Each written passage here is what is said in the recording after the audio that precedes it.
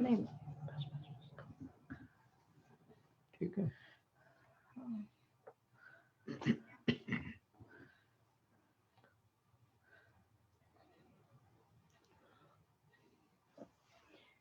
नमस्ते जी। नमस्ते नमस्ते।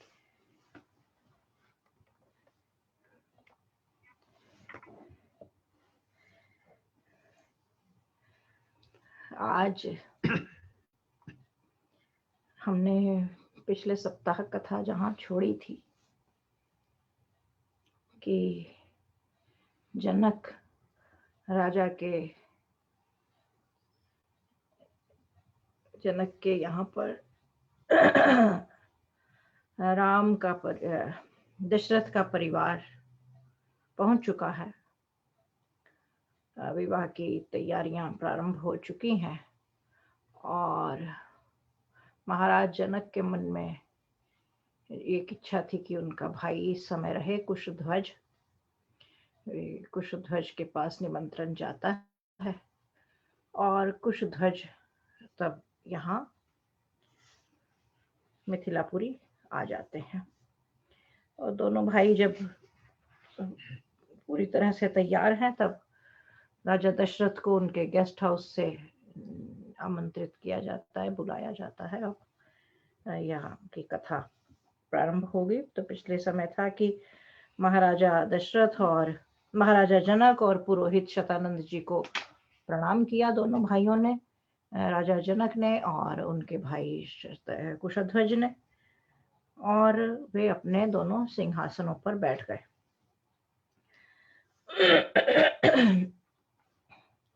उपविष्टावुभौ तौ तु भ्रातरावमितौजसौ प्रेषयामास तुर्वीरौ मन्त्रिश्रेष्ठं सुदामनम्।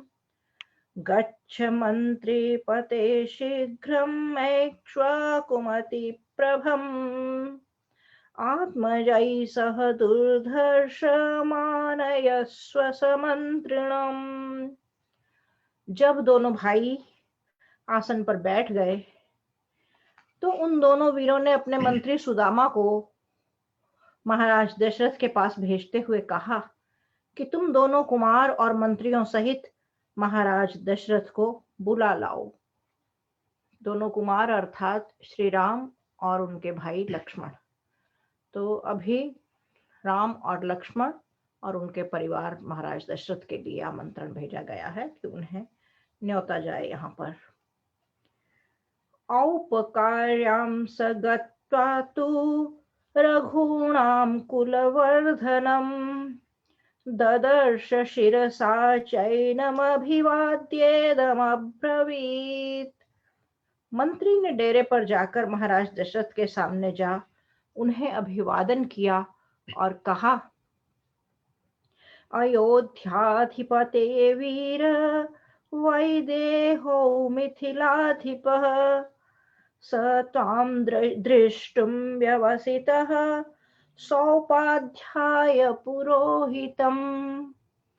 हे वीर, अयोध्या नरेश, मिथिलाधिपति जनक राजकुमारों, उपाध्याय और पुरोहित सहित आपके दर्शन करना चाहते हैं।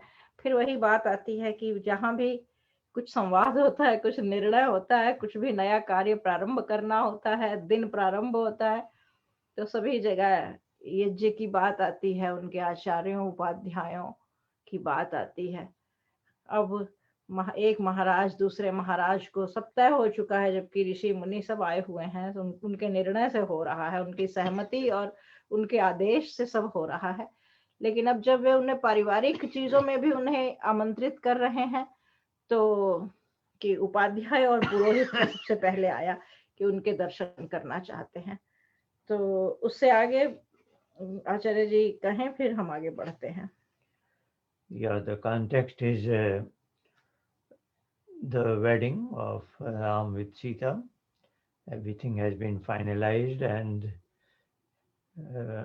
the king Dashrath is now in Mithilapuri at the guest house of King Janak. And before the things could begin, King Janak's younger brother Kushadhaj, who is also a neighboring king, has been invited. Of course, the invitation must have been in advance, but now, as per protocol, King Janak has sent a party and they have brought him with the due honors. Now, both the brothers are in the assembly, and now they ask Janak's minister in charge, just like Dashrath had a minister in charge, Sumant. Janak has a minister in charge, minister in attendance, so to say. His name is Sudama.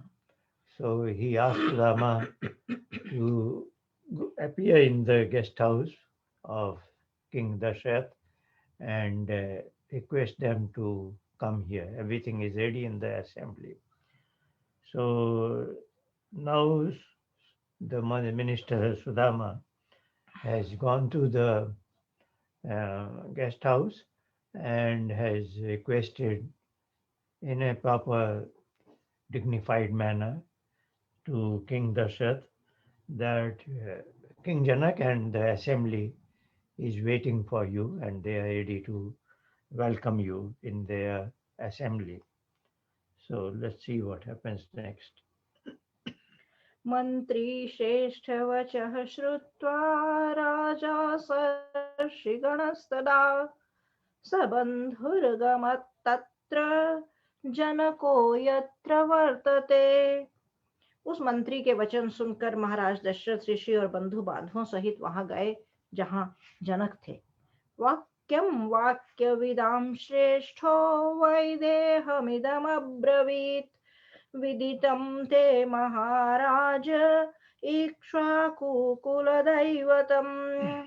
वहां जाकर वाक्कुशल महाराज दशरथ ने जनक जी से कहा, महाराज आपको तो विदित है कि वशिष्ठ जी इक्ष्वाकु कुल के देवता हैं, अर्थात वे उनके जैसा कहना चाहिए सबसे बड़े ऋषि वशिष्ठ उनके साथ रहते हैं और तो उन्हें वे अपना जो सबसे बड़े आचार्य, आप लोगों ने बोलचाल में सुना होगा कुल देवता, कुछ घरों में परिवारों में आज भी कुल देवता की बात होती है। तो कुल देवता से हम लोग अर्थ लेते हैं कि कोई ऐसा कोई अलग प्रकार का कुछ है, लेकिन कुल देवी के मंदिर और इन सब चीजों की भी बात होती है। तो कुल देवता का अर्थ है क्योंकि ऋषि वशिष्ठ उनके साथ हैं तो वही उनके सब से बड़े सम्मानित देवता हैं। यानी जो देवता का मूल अर्थ होता है संस्कृत में कि जो अनकंडीशनली देने में सुख पाता है, जो बदले में कुछ नहीं चाहता और कोई स्वार्थ नहीं होता। क्योंकि आजकल आपने देखा है कि सेवा का काम या किसी को हम कुछ देते भी हैं, विवाह शादियों में लोग जाते हैं, उसने इतना शगुन दिया, उसने इतना शगुन दिया, तो हम बड़े हिसाब किताब की भावना से कि उसने मेरे यहाँ इतना दिया था, तो ये लेन देन की भावना से भी दिया जाता है।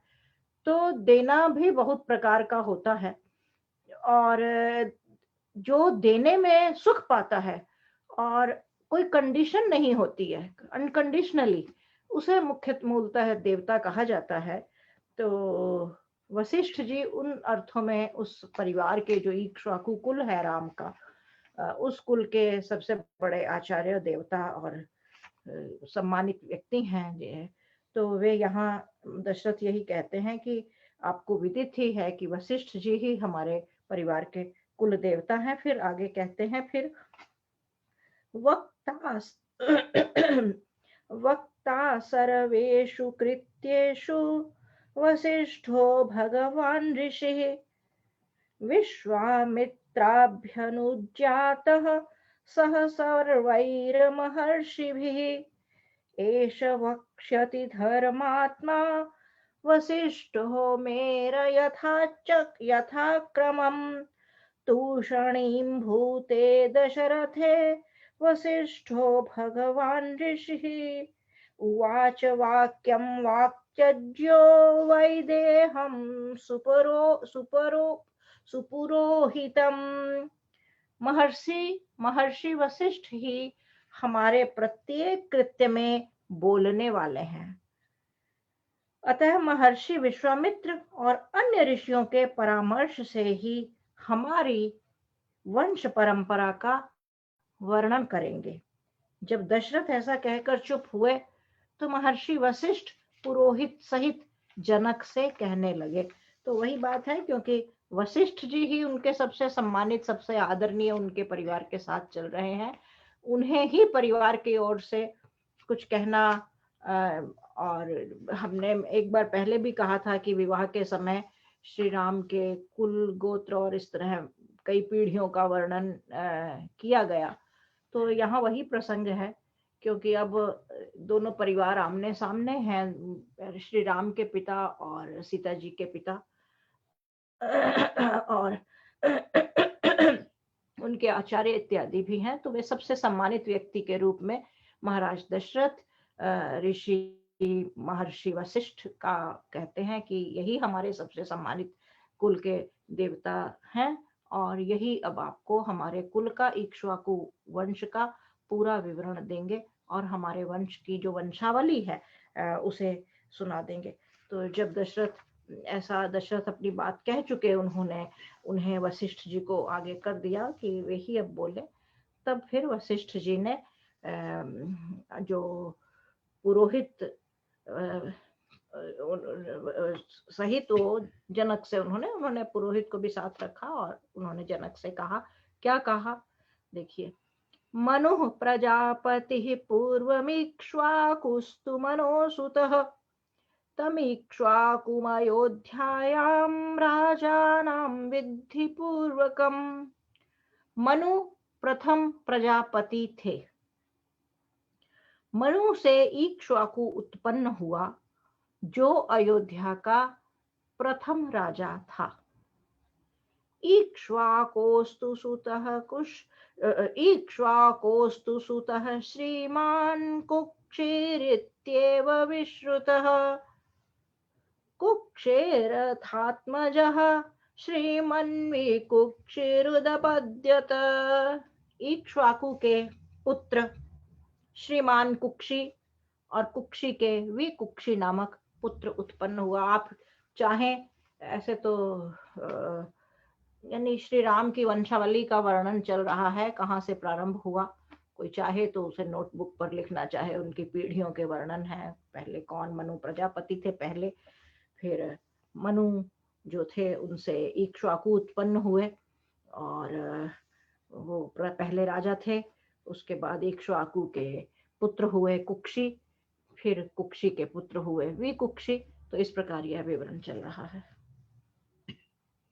Now the king Dashrath enters into the assembly of King Janak, and he announces or kind of states that our party, our side is represented by Maharishi Vasishtha.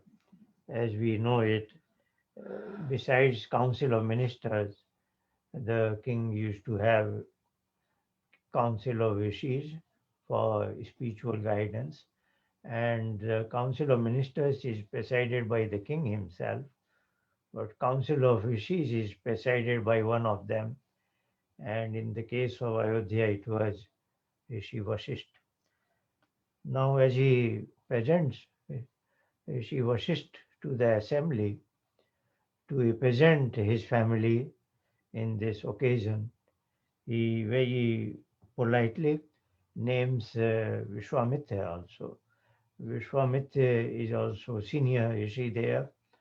So he says, Maharishi Vasishtha will be speaking on behalf of the council of rishis as well as Maharishi Vishwamitra. So he singles out that name. And now this will be a long description of the family lineage of Sri Ram, starting with now that is being described by Vasishtha, starting with the very first person on the earth was Manu, and then his son Ikshvaku is the first king of Ayodhya. That's the where the this family background begins. Then he is mentioning Ikshvaku had a son Kukshi, and Kukshi had a son Vikukshi. So we are going now one generation to the next in this order. There will be about 30 plus names in this order. यह बहुत ध्यान रखने की बात है, जैसा आपने यह प्रमाण भी है कि मनु पहले सबसे पहले धरती पर हुए, इसीलिए मनु की संतान होने के कारण हम मानव कहलाते हैं। और ह्यूमन में भी आप देखेंगे मैन, जो मनुष्य मन शब्द है, यही से भाषाओं के स्रोत जो होते हैं। जब आप अपने आप हम बोलचाल में कहते हैं हम आदमी है जो आदम की संतान है। तो यदि आप अपने आप को मनु की संतान मानते हैं और हम अपने आप को मनु की संतान मानते हैं, तो हम अपने आप को मानव कहेंगे बजाय इसके कि हम अपने आप को आदमी कहें। तो अच्छा हो कि हम बोलचाल में भी सही शब्दों का प्रयोग किया करें। तो ऐसा करने से हमारा संबोधन ही हमारे प्रथम व्यक्ति के नाम के साथ हमारी जुड़ा हुआ है। तो विकुक्षी, हाँ, इक्ष्वाकु के पुत्र श्रीमान कुक्षी और कुक्षी के पुत्र विकुक्षी हुए। फिर कहते हैं विकुक्षेस्तु महातेजा बाणः पुत्र प्रतापवान, बाणस्य तु महातेजा अनरण्यो महायशः। फिर विकुक्षी के पुत्र, लगातार बस ये उनके वंशावली चलती जा रही है।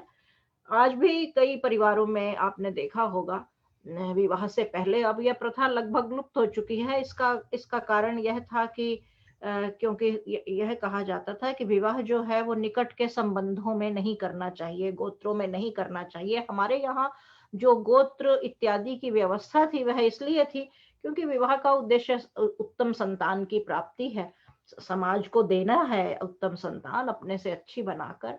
और उस उत्तम संतान की प्राप्ति के लिए माता पिता जो यत्न करते हैं, उससे पहले उनके माता पिता यह यत्न करते हैं कि जब जिनका विवाह तय होता है उनके कुल और गोत्र परस्पर मिले हुए ना हो। आज मेडिकल साइंस ने भी यह बात सिद्ध कर दी है। थैलेसीमिया इत्यादि बीमारियां हो जाती हैं जब आप किसी निकट संबंधों में जब विवाह अधिक होने लगते हैं। जैसे आपने देखा पारसियों में उनके संतान नहीं होती, या तो ये सब रक्त की ये जो कुछ साइंटिस्ट इसे बेहतर बता सकते हैं। तो हमारे यहाँ लेकिन दुर्भाग्य से ऐसा हो गया कि यह जो हमारे ऋषियों ने यह जो कुल और गोत्र की व्यवस्था की थी, वह इसलिए थी कि दूर से दूर कि माता के 4 कुल छोड़े जाएं, पिता का गोत्र छोड़ा जाए, और न्यूनतम इतना तो न्यूनतम था। लेकिन हम लोगों ने उल्टा कर दिया। हमने ऐसा किया कि नहीं, हमें तो भीतर ही भीतर अपने संबंधों के अंदर ही अंदर अपने ही कुल गोत्र वालों के साथ शादी करनी है। इसलिए धीरे-धीरे जिसे कहना चाहिए बौद्धिक और शारीरिक ह्रास को मानव सभ्यता धीरे-धीरे प्राप्त होती गई। और जिन मानव समाजों में ऐसा नहीं होता कि वहां बैठकर देखें कि अब ये है, वे लोग धीरे-धीरे दूर-दूर जिनके, इसीलिए स्त्री के बेटी के लिए दुहिता शब्द आया। दुहिता का अर्थ ही, महर्षि दयानंद लिखते हैं, दूरे हिता इति दुहिता, जो जितनी दूर रहे, दूर अर्थात जिससे जितनी दूर के किसी वंश में दिया जाए, उसी में दोनों कुलों का और उसका हित होता है। तो इस तरह से विवाह होते थे और धीरे-धीरे यह परंपरा लुप्त हो गई। लेकिन जब हम इससे पढ़ रहे हैं तो हम समझ सकते हैं कि आज भी मैंने देखा है कई परिवारों में जब विवाह से पहले लग्न इत्यादि का होता है तो दोनों कुलों के पंडित पुरोहित, आजकल तो नाम के लिए रह गया, तो वे बैठते हैं और थोड़ा ऐसा कहा जाता है कि आपका नाम बताइए जी, आपके पिता का नाम बताइए, इस तरह का। तो बस इतने तक ही रह गया है। लेकिन जो लोग ऐसा कर सके कि दूर से दूर उसके गुण कर्म स्वभाव देखकर विवाह हो सके और दूर से दूर गोत्र में विवाह किया जाए पुत्र और पुत्रियों का, तो आगे संतान तेजस्वी और अच्छी बढ़िया संतान, उत्तम संतान की प्राप्ति की संभावनाएं बढ़ जाती हैं। तो यहाँ कहते हैं कि विकुक्षी के पुत्र बाण थे। और बाण कैसे थे? वे कहते हैं अत्यंत तेजस्वी और प्रतापी थे। बाण के फिर महातेजस्वी और महायशस्वी अनरण्य हुए। उनका फिर पुत्र हुआ जिनका नाम था अनरण्य। तो उससे आगे फिर अनरण्यात पृथुर्जज्ञे त्रिशंकुस्तु पृथोरपि त्रिशंकोरभवत्पुत्रो धुंधुमारो महायशः। फिर अनरण्य का पुत्र पृथु हुआ, पृथु का पुत्र त्रिशंकु हुआ और त्रिशंकु के धुंधुमार नामक महायशस्वी पुत्र हुआ। जी अच्छा जी। Now further names are coming. Vikukshi, son is Ban, and his son is Anayanya, and thereafter another few names are coming. Anayanya had a son named Pethu, and Pethu's son was Tishanku. So this is a series of generations who were the kings of Ayodhya.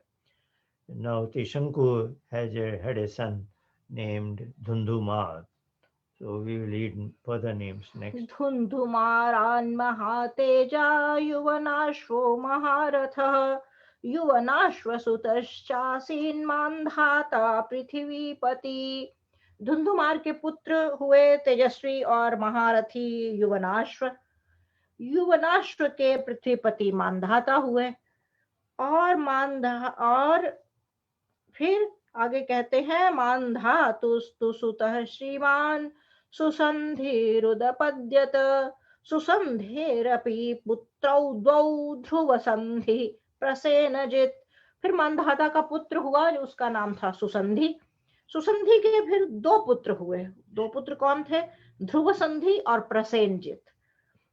फिर कहते हैं यशस्वी ध्रुव संधेस्तु भरतो नाम नामतः भरतात्तु महातेजा असितो नाम जातवान। ध्रुव संधि के पुत्र यशस्वी भरत हुए और भरत के महातेजस्वी असित उत्पन्न हुए। जी। Further names. Dhundumar's son was Yuvanashva, and Yuvanashva's son was Mandhata. Mandhata's son was Susandhi, and Susandhi had two sons, Dhusandhi and Pasenjit.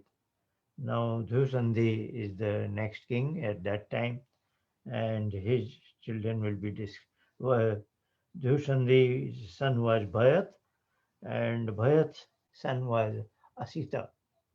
Asita word is interesting. This is the root is Si Bandhane. That is the root for the word Sita also.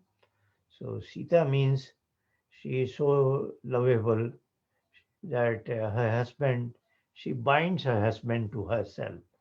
Bandhane, that is a pure bonding of love. Now in case of Asita, the meaning will be he is a very detached person in the world. Nothing in the world can bind him because he is connected to that supreme being. So it may sound like opposite of Sita, but these are two different meanings. The root is same, Si Bandhane. This is what is giving rise to the English word sewing machine and Hindi word sui for needle.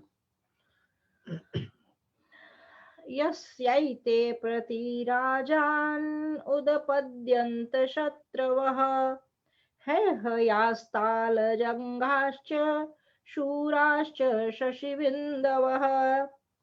फिर अब जो दो पुत्र हुए थे भरत के, महातेजस्वी और असित नाम के, उनके अब आगे है हेय, तालजंघ और शशिबिंदु। ये तीनों वीर पड़ोसी राजा असित के शत्रु हो गए, क्योंकि असित दो भाई थे। अब उन भाइयों के साथ क्या हुआ, उनमें जो एक भाई था असित, असित के साथ क्या हुआ कि ये तीन जो लोग थे जिनके नाम आए तैले, है तालजंघ और शशिबिंदु, यहाँ पर आकर ये कहते हैं कि असित के ये तीन शत्रु हुए। फिर वे क्या, उससे आगे तांस्तु प्रतियुंध्यन् वै युध्ये राज्यात् प्रवासितः हिमवन्तुमपागम्य भार्याभ्याम सहित सदा तदा। उन्होंने युद्ध में असित को हरा दिया, और हरा ही नहीं दिया, उन्हें उनके राज्य से बाहर भी निकाल दिया। तब राजा असित अपनी दोनों पत्नियों सहित हिमालय पर चले गए। और असितो अल्प बलो राजा काल धर्म उपेयवान द्वे चास्य भारे गर्भिण्यो बभूव तुरीति श्रुतिम। निर्बल असित वहां जाकर मर गए। उस समय उनकी दोनों स्त्रियां गर्भवती थीं, ऐसा सुना गया है। Now we were up to the point that Bharat's son was Asita. Dhusandhi's son was Bharat and Asit. Now Asit, when he is the king of Ayodhya, he was compromised by three neighboring kings, namely Hai, Talajang and Shashibindu. So there must have been a battle where Asit was defeated, and he was asked to leave the kingdom, and then he, with his two wives, proceeded to Himalayas, and there he died. Now, as he died, his two wives were pregnant, and we will read that account next now. एका गर्भविनाशाय सपत्न्यै सगरं ददौ सह तेन गरेणैव संजातः सगरोऽभवत्। अब उनकी दो पत्नियां थीं और दोनों गर्भवती थीं जब पति का निधन हो जाता है। और फिर जो सौत है, यानी जो दूसरी उसकी एक पत्नी ने दूसरी पत्नी के गर्भ को नष्ट करने के लिए उसे विष दे दिया, और विष सहित, क्योंकि उन्होंने विष लिया और उसका प्रभाव पड़ा जो गर्भस्थ बालक था, जो जन्म हुआ उसका, तो सगर विष, क्योंकि उन्हें विष के साथ ही उत्पन्न होने के कारण उनका नाम सगर हुआ। सगरस्यासमंजन्तु असमंजादधांशुमान् दिलीपो अंशुमतः पुत्रो दिलीपस्य भगीरथः। यहाँ ये नाम आपने सुने होंगे। फिर सगर के असमंजस का पुत्र अंशुमान, सगर के असमंज और असमंज के पुत्र अंशुमान, और अंशुमान के पुत्र हुए दिलीप, और दिलीप के पुत्र हुए भगीरथ, है ना। तो यहाँ यानी दो चार पीढ़ियों का वर्णन है कि जो भरत की जो उन्होंने असित के जो दो पत्नियां थी, उन दो पत्नियों में से एक ने विष दे दिया, विष सहित उत्पन्न हुए, तो उनका नाम सगर हुआ। फिर सगर के असमंज हुआ, असमंज के पुत्र हुआ अंशुमान, अंशुमान का पुत्र हुआ दिलीप, और दिलीप का पुत्र हुआ भगीरथ। भगीरथात् कुकत्स्थश्च कुकत्स्थाच्च रघुस्तथा रघोस्तु पुत्रस्तेजस्वी प्रवृद्ध पुरुषादकः। भगीरथ के कुकत्स्थ और कुकत्स के रघु हुए।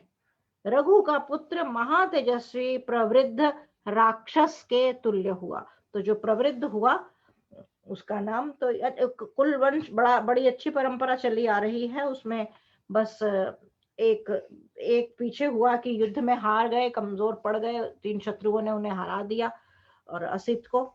और इधर ये हुआ कि ये है राक्षस प्रवृत्ति के हुए, जिनका जो भगीरथ के कुकुत्स और कुकुत्स के रघु हुए। तो रघु का जो पुत्र हुआ महातेजस्वी प्रवृद्ध राक्षस के तुल्य हुआ, अर्थात जो वंश परंपरा में जिस प्रकार कहा जा रहा था, राक्षस हम पहले बता चुके हैं कि इस श्लोक से भी यही प्रमाणित होता है कि राक्षस का अर्थ ऐसा नहीं होता कि कोई मनुष्य से अलग योनि है और उसके कोई दांत बाहर निकले होते हैं या सिर पर सींग लगे होते हैं या कुछ ऐसा होता है। मनुष्य अपने कर्मों से ही मनुष्य देवता बनता है, क्योंकि यहाँ देवता का भी वर्णन आ गया जब उन्होंने कहा राजा दशरथ ने कि मेरे कुल देवता जो हैं वे वशिष्ठ हैं, वही हमारी बात कहेंगे।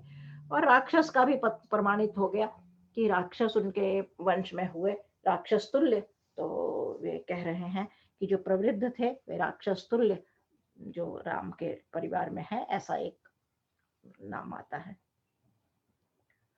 Now the two wives who were wives of Asit, they were pregnant, and one of them gave poison to the other wife, and still the other wife uh, delivered a child, and that child was known as Sagar. Now there are four more generations. That Sagar's son is Asamanj, and Asamanj has a son Anshuman. Anshuman's son is Dilip. Dilip's son is Bhagirath. Now next, Bhagirath's son is Kakustha, and Kakustha's son is Raghu.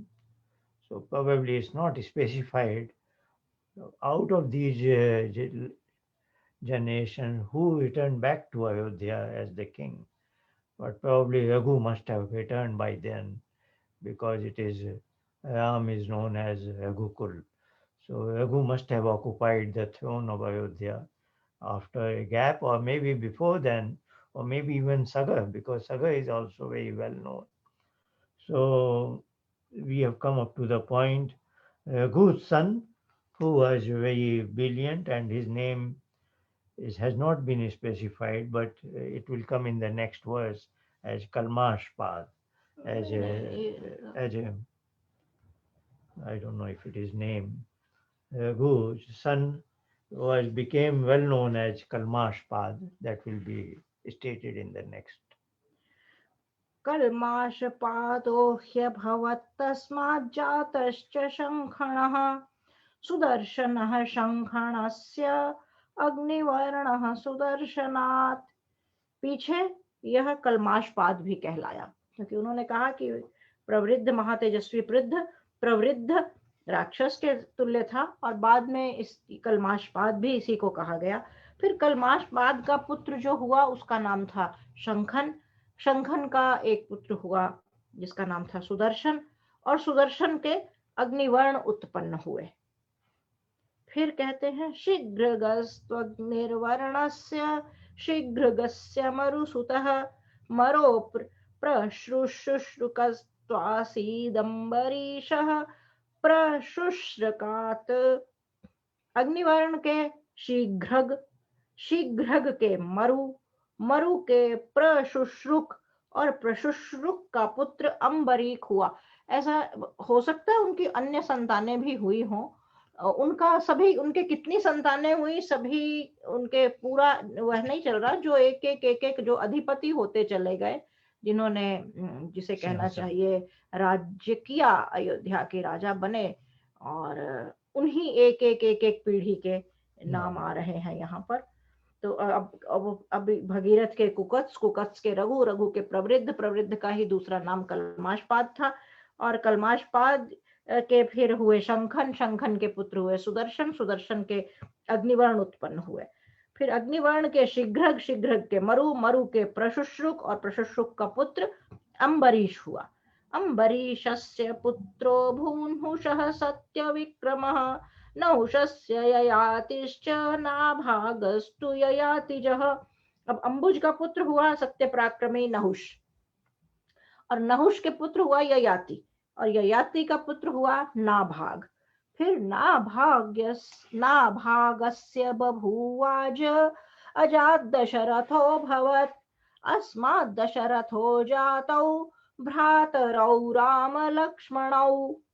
अब नाभाग जो ययाति के पुत्र थे, नाभाग के आगे पुत्र हुए अज, और अज के पुत्र हुए महाराज दशरथ। और दशरथ, फिर वे कहते हैं, और दशरथ के ये दोनों जो भाई हैं राम और लक्ष्मण, ये महाराज दशरथ के पुत्र हैं।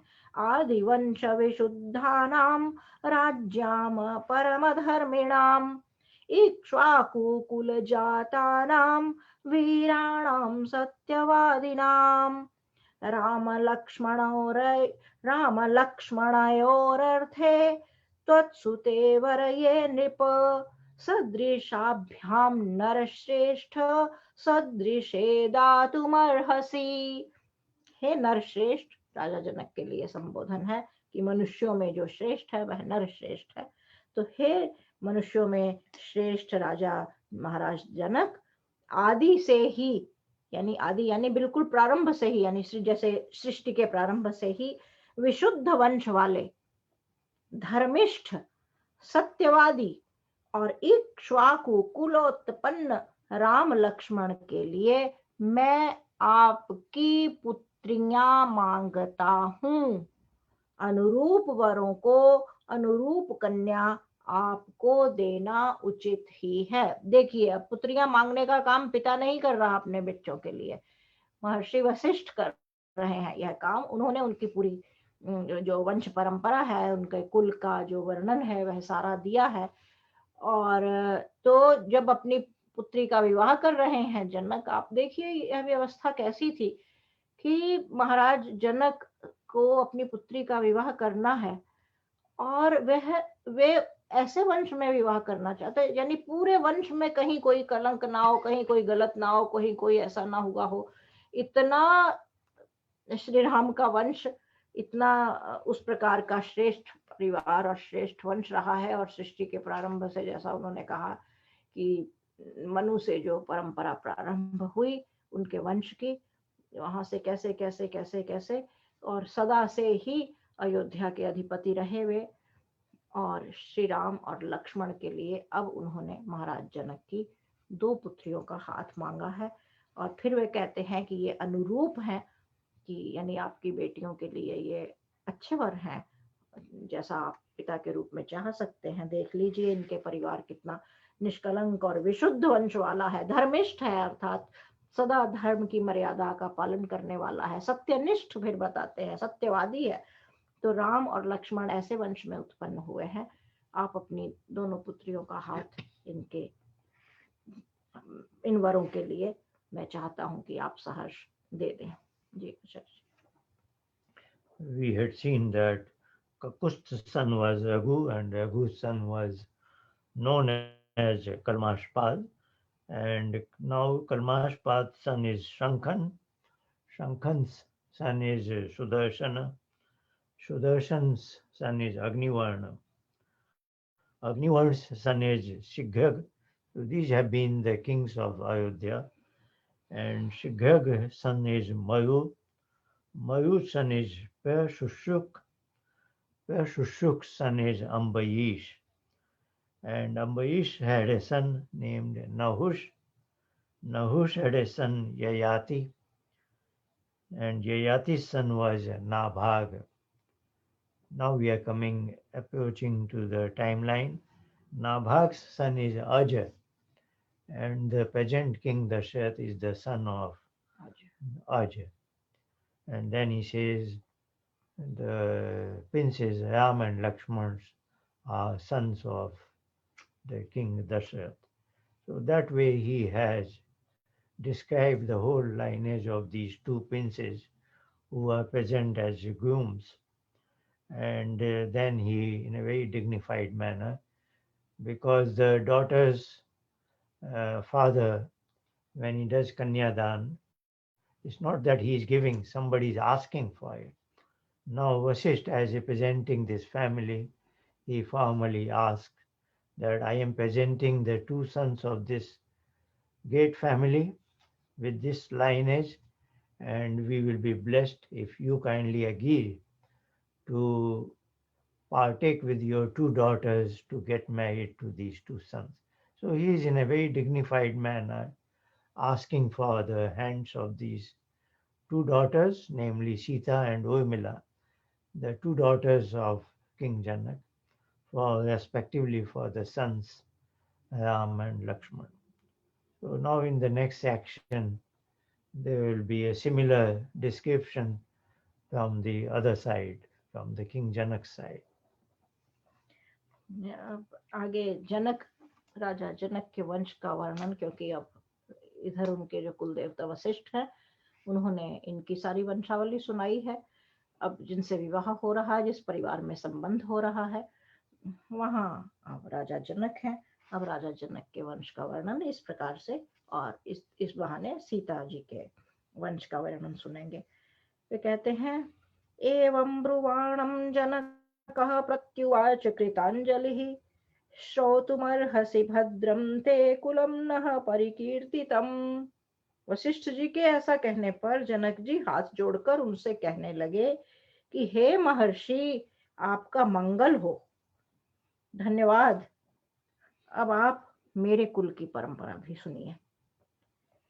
प्रदाने हि मुनिश्रेष्ठ कुलं निरवशेषतः, वक्तव्यं कुलजातेन तन्निबोध महामते। हे मुनिश्रेष्ठ, कन्यादान, कन्यादान को लेकर बड़ा लोग बोलचाल में बहुत बात करते हैं। वो दान समझते हैं डोनेशन। असल में यह है ना कि हमारा अंग्रेजी के शब्दों से अब हम हिंदी और संस्कृत के शब्दों के अर्थ लगाते हैं, और दान शब्द प्रचलित हो गया है कि जैसे डोनेशन जिसे कहा जाए, दी जाती है कि दान कैसे। असल में दान है, दान शब्द संस्कृत के देना शब्द, जैसे प्रदान किया है ना, तो प्रदान करना यानी किसी को देने के अर्थ में है। उन्होंने पुत्री मांगी है, ये अपनी पुत्री दे रहे हैं। तो इसलिए दान, कन्यादान का अर्थ डोनेशन के रूप में, बेटी कोई वस्तु नहीं है कि उसे दे रहे हैं। इस पर बड़ा, खासकर स्त्री विमर्श वाले बड़ा हल्ला मचाते हैं कि देखिए भारतीय संस्कृति में कन्या का दान, कन्यादान ऐसे है जैसे स्त्री कोई पदार्थ है उसको। लेकिन पिता है, और पिता ये सब निर्णय करके उन्होंने पुत्र, जो वर है, वर पक्ष है, वर पक्ष में से एक सम्मानित व्यक्ति उनका हाथ मांगने आता है, मांगता है, और तब वे सहमति से उसे संबंध उससे जोड़ते हैं, अपनी पुत्री उनके वंश में देते हैं। और इसलिए उस उनके वंश में पुत्री देने का अर्थ है, क्योंकि पुत्री का वंश उनके वंश से भी चलता है, आगे की संतानें उसी वंश के अनुरूप चलती हैं।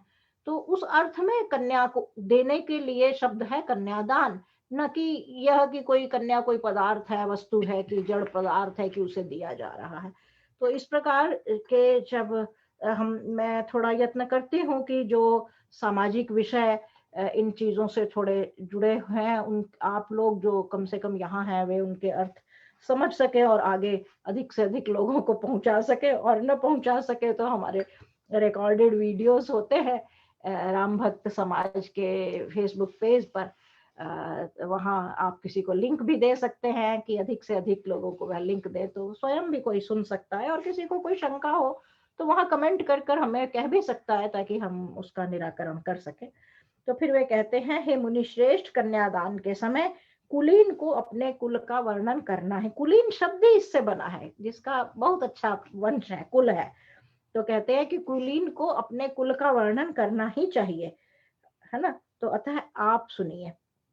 राजा राजा भूत्रिषु लोकेषु विश्रुतः स्वेन कर्मणा, निमिः परम धर्मात्मा सर्वसत्वतां वरः। अपने शुभ कर्मों द्वारा तीनों लोकों में प्रसिद्ध धर्मात्मा, सत्यवादी तथा वीरों में उत्तम निमि नाम का एक राजा था। Now, the King Janak, he stands and thanks Maheshi Vasishtha for the description that he had given and his concluding statement, formally asking for the daughter's hands for the two princes. And he says, now it is my duty to describe my family lineage to which my two daughters belong to. And then there is a word is coming, Padane. So that is what is nowadays is referred to as Kanyadan. So Kanyadan is somehow sometimes misunderstood as if the daughter is being given away like any other physical commodity. But of course, that is not the case. After wedding, the daughter moves to groom's place. The bride goes to groom's home, and not that groom's moves to bride's home. And that has a basic, because the basis is that in when they have their own family, the bride and groom, The maid, namely the woman of the house, she cannot be asked to be a provider. She has an option. She works outside her home or not. That is for her to decide. So the provider's role is always that of the groom, the husband. Husband cannot get away from this duty that he is the provider. So when the Kanyadan is meaning, the daughter's father is saying, up till now, I was the provider for my daughter. Now it is your responsibility. So that is the meaning of Kanyadan, that she has an option. She may work or not work. Like even in present times, many women don't go for work, they stay at home because raising the child is a very challenging and it requires full time attention. So, Kanyadan word has been misunderstood, but this is the true meaning, that she has to be provided by the husband and not other way around. So, the responsibility to be her provider is being passed on from daughter's father to that woman's husband now. So that is the meaning of transfer of responsibility responsibilities. now. So that now he begins, and his story is beginning with, in ancient time there was a king named Nimue, and he has been described as with very proper adjectives on the path of dharma, truthfulness, and bravery, etc. And his glowing description at that time when he was alive must have been throughout the universe.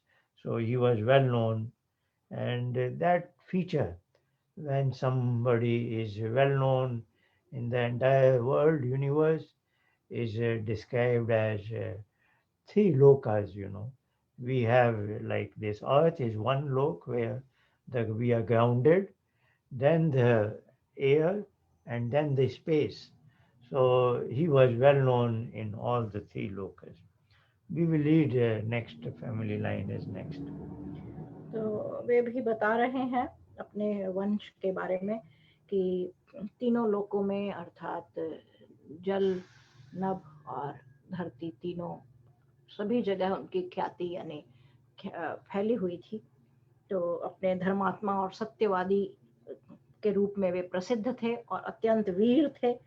तो वीरों में भी अत्यंत उत्तम उनको माना जाता था और उनका नाम था राजा निमि। फिर कहते हैं तस्य पुत्रो मिथिर नाम जनको मिथि पुत्र कह प्रथमो जनको राजा जनकादप्युदा वसु। निमि के मिथि नामक पुत्र उत्पन्न हुआ और मिथि के पुत्र जनक हुए। इसी जनक राजा के नाम पर हमारे कुल के सब राजा जनक कहलाते हैं। अब आप समझे, इसी हमने इंद्र के संदर्भ में भी यह बात की थी कि ऐसा नहीं है कि कोई एक इंद्र हुआ और कोई एक जनक हुआ।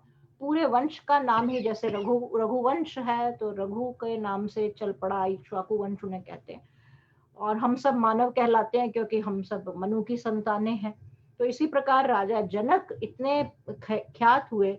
जो राजा जनक, जो सीता के पिता राजा जनक है, ये उन जनक से अलग जनक है, क्योंकि ये निमि के जो मिथि नामक पुत्र हुआ, मिथि का जो पुत्र जनक हुआ, वह इतना प्रख्यात और विशिष्ट था कि उनके नाम पर पूरे वंश का ही नाम जनक पड़ गया। तो जनक जो है वे वस्तुतः सीता के पिता जनक जो है वे वस्तुतः उन राजा जनक के वंश के होने के कारण जनक कहलाते हैं। तो जनक असल में सीता का वंश है। तो इन आदि जनक के, यानी जो निमि के मिथि जो हुए और मिथि के जो राजा जनक हुए, उन जनक के एक पुत्र हुए, उनका नाम था उदावसु। फिर उदावसोस्तु धर्मात्मा जातो वै नंदिवर्धनः। नंदिवर्धन पुत्रस्तु सुकेतुर्नाम नामतः। उदावसु का फिर एक पुत्र हुआ जिसका नाम था धर्मात्मा नंदिवर्धन। वे धर्मात्मा थे, उनका नाम धर्मात्मा नहीं था, वे धर्मात्मा थे, धर्मात्मा उनका विशेषण है। तो उदावसु के पुत्र हुए धर्मात्मा नंदीवर्धन, और नंदीवर्धन का एक पुत्र हुआ जिसका नाम था सुकेतु। सुकेतोरपि धर्मात्मा देवरातो महाबलः, देवरातस्य राजर्षे बृहद्रथ इति स्मृतः। फिर सुकेतु जो थे, यानी नंदीवर्धन के जो पुत्र सुकेतु थे, सुकेतु के पुत्र हुए धर्मात्मा देवरात, और देवरात का पुत्र हुए राजर्षि बृहद्रथ, और बृहद्रथस्य शुरोन्भून् महावीरः प्रतापवान्, महावीरस्य धृतिमान् सुधृतिः सत्यविक्रमः। और बृहद्रथ का पुत्र महावीर, अत्यंत वीर और प्रतापी था। तो अर्थात बृहद्रथ का पुत्र होता है महावीर, और महावीर का एक अत्यंत सत्य पराक्रमी और धैर्यशाली पुत्र हुआ जिसका नाम था सुधृति। सुधृतेरपि धर्मात्मा धृष्टकेतुः सुधार्मिकः, धृष्टकेतोश्च राजर्षे हर्यश्व इति विश्रुतः। सुधृति के पुत्र हुए धर्मात्मा धृष्टकेतु, और धृष्टकेतु के पुत्र हुए हर्यश्व। हर्यश्वस्य मरुः पुत्रो मरुः पुत्र प्रतिन्धकः, प्रतिन्धकस्य धर्मात्मा राजा कीर्तिरथः सुतः। अब हर्यश्व जो थे, जो धृष्टकेतु के पुत्र थे, तो धृतकेतु के हर्यश्व हुए, हर्यश्व के पुत्र हुए मरु, और मरु का प्रतिन्धक, और प्रतिन्धक का पुत्र धर्मात्मा राजा कीर्तिरथ हुए। अब फिर आगे, पुत्रः कीर्तिरथस्यापि देवमीढ इति स्मृतः, देवमीढस्य विबुधो विबुधस्य महिद्रकः। अब कीर्तिरथ के देवमीढ, देवमीढ के विबुध, और विबुध का पुत्र महिद्रक हुआ। मैं पूरा कर लेती हूँ आचार्य जी, फिर आप एक साथ करिएगा। कीर्तिरथ के देवमीढ़, देवमीढ़ के विबुध, और विबुध का पुत्र महिद्रक हुआ। महिद्रक सुतो राजा कीर्तिरातो महाबलः, कीर्तिरातस्य राजर्षे महारोमा व्यजायत। महिद्रक के महाबली कीर्तिरात हुए, और कीर्तिरात के राजर्षि महारोमा हुए। महारोमणस्तु धर्मात्मा स्वर्णरोमा व्यजायत, स्वर्णरोमणस्तु राजर्षे ह्रस्वरोमा व्यजायत। महारोमा का पुत्र हुआ धर्मात्मा स्वर्णरोमा, और स्वर्णरोमा के फिर राजर्षि हर्षरोमा हुए। तस्य पुत्रद्वयं राज्यो धर्मज्ञस्य महात्मनः, ज्येष्ठो हमनुजो भ्राता मम वीरः कुशध्वजः। फिर धर्मात्मा हर्षरोमा के दो बेटे हुए, उनमें बड़ा मैं हूँ, और दूसरा मेरा जो भाई छोटा वीर कुशध्वज है वह है। ददामि परम प्रीतो वध्वौ ते मुनि पुंगव, सीतां रामाय भद्रं ते उर्मिलां लक्ष्मणाय च, वीर्यशुल्कां मम सुतां सीतां सुरसुतोपमां, द्वितीयाम् उर्मिलां चैव त्रिर्ददामि न संशयः। हे मुनि श्रेष्ठ, देखिए सारा संबोधन वशिष्ठ जी को हो रहा है। इन सारे परिवारों की वंशावली, संवाद, किसका किसके साथ संबंध होना है, और उन्हीं को संबोधित सब कुछ हो रहा है, वही निर्णय कर रहे हैं। तो हे मुनि श्रेष्ठ वशिष्ठ जी, मैं प्रीति पूर्वक दो वधू आपको देता हूँ, सीता श्री राम के लिए और उर्मिला लक्ष्मण जी के लिए। आपका कल्याण हो। वीर्य शुल्का सीता, इसकी व्याख्या मैं पहले कर चुकी हूँ कई बार।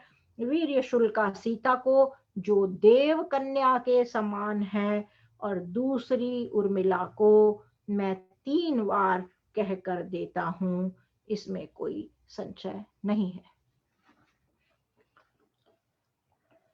Now we are listening to King Janak's description. It is interesting that while King Dashrath was represented by Rishi Vasisht, here King Janak himself is presenting the credentials.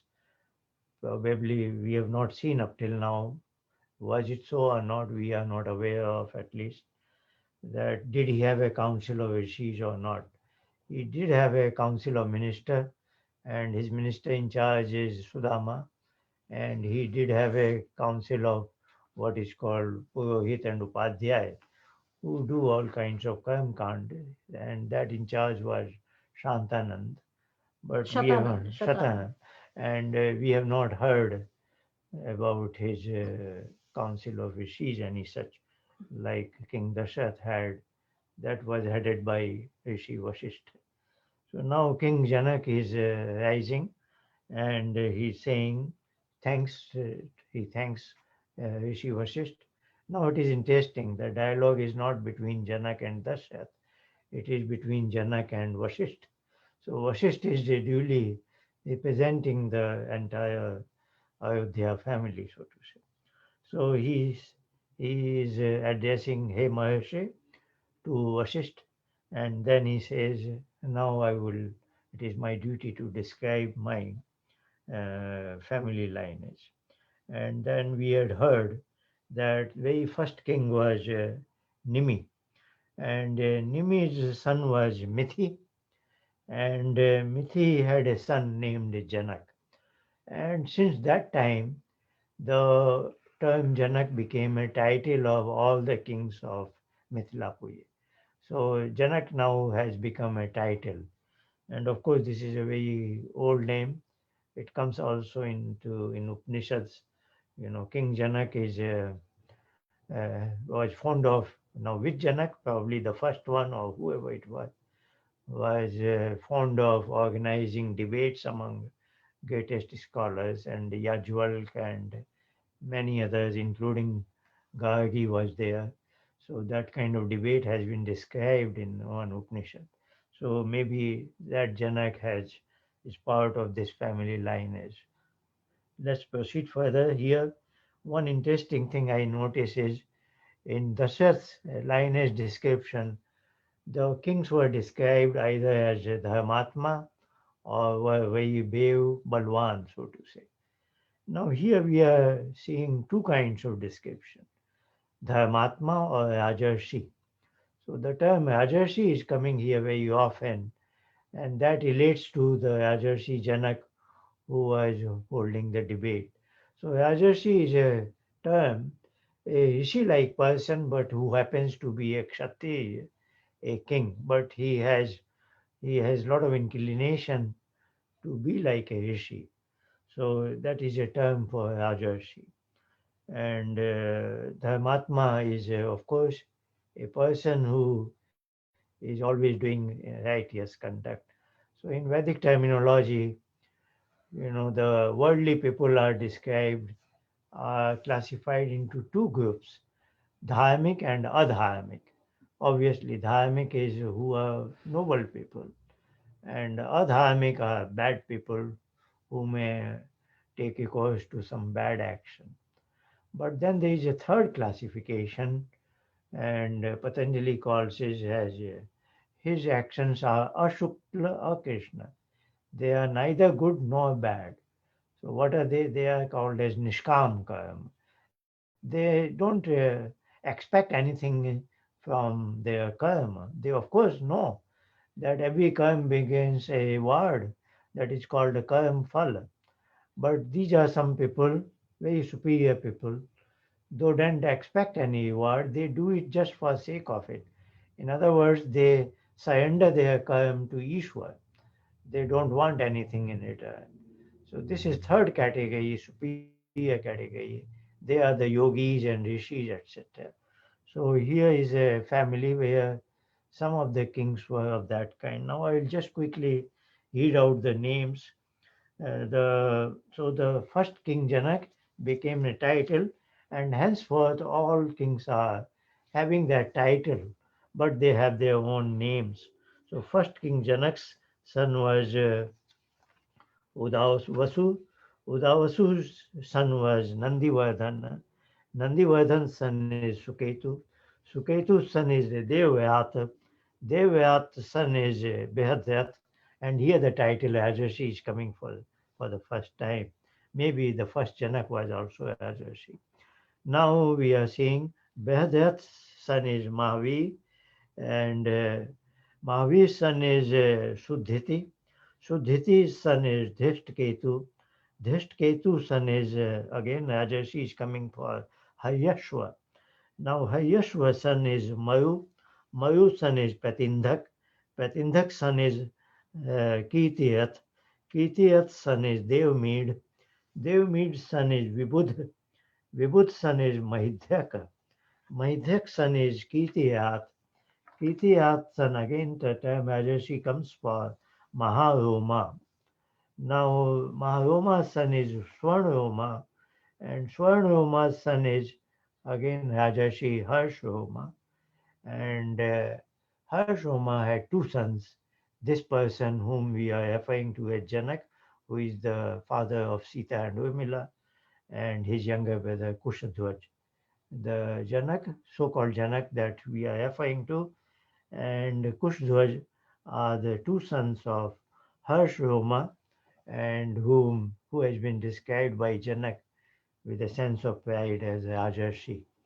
And now he formally says, I am pleased, and when something is of great importance, you utter the word 3 times, like in Viva Sanskar, Om Pati Pati Pati.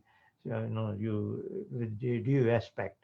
So he is saying 3 times, I am very happily, with pleasure. So he takes the names, that Sita for Ram and Urmila for Lakshman, and he is saying it to the Rishi Vasisht. And here the particular section ends.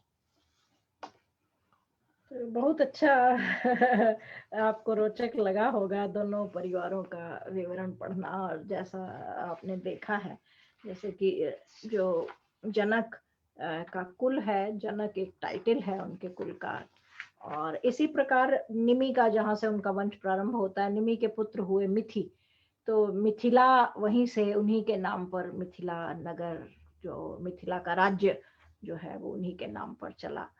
तो बड़ी रोचक कथा है। इस प्रकार हमने अपने, जिसे कहना चाहिए, अपने वंश को जाना, हम किनकी संतानें हैं, हम सब पर एक दायित्व है। हम इतनी बड़ी, इतनी महान वंश परंपरा को अपने साथ लिए हुए चल रहे हैं। हमें ईश्वर हमारे कर्तव्यों का बोध कराता रहे, उसके पालन की शक्ति दे, सामर्थ्य दे और धैर्य और योग्यता दे।